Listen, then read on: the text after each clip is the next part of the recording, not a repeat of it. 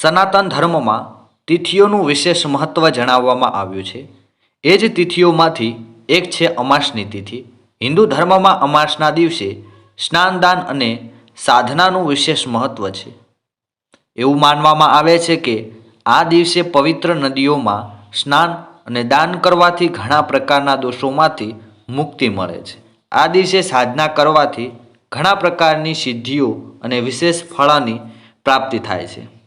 આ વર્ષે ફાગણ માસમાં અમાસ 10 માર્ચ 2024 રવિવારના દિવસે ફાગણ માસમાં આવવાવાળી અમાસના દિવસે કેટલાક કાર્યો કરવાની મનાઈ છે.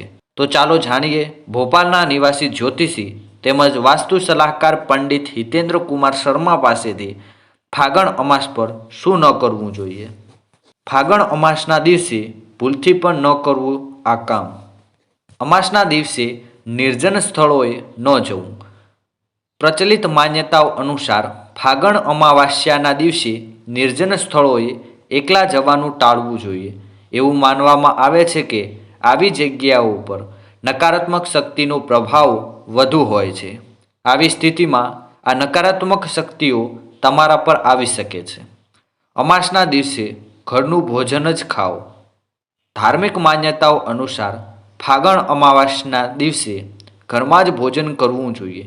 એવું માનવામાં આવે છે કે આ દિવસે બીજાના ઘરે ભોજન કરવાથી આ પુણ્યનું ફળ નષ્ટ થાય છે. અમાવાસ્યાના દિવસે આ કાર્ય કરવાનું ટાળો. માન્યતાઓ અનુસાર વ્યક્તિએ આ દિવસે ગુસ્સો, લડાઈ, ખરીદી અને નવા કપડાં પહેરવા, સાવરણી વગેરે ખરીદવાથી બચવું જોઈએ. આ સિવાય આ દિવસે કોઈ પણ શુભ કાર્ય કરવાથી બચવું જોઈએ. અમાસના દિવસે નખ ન કાપવા. ફાગણ અમાસના દિવસે નખ કાપવા અને પૈસાની લેવડ દેવડ કરવાનું ટાળવું જોઈએ. આમ કરવાથી ધનહાનિ અને આર્થિક સમસ્યાઓ વધવાની સંભાવના છે.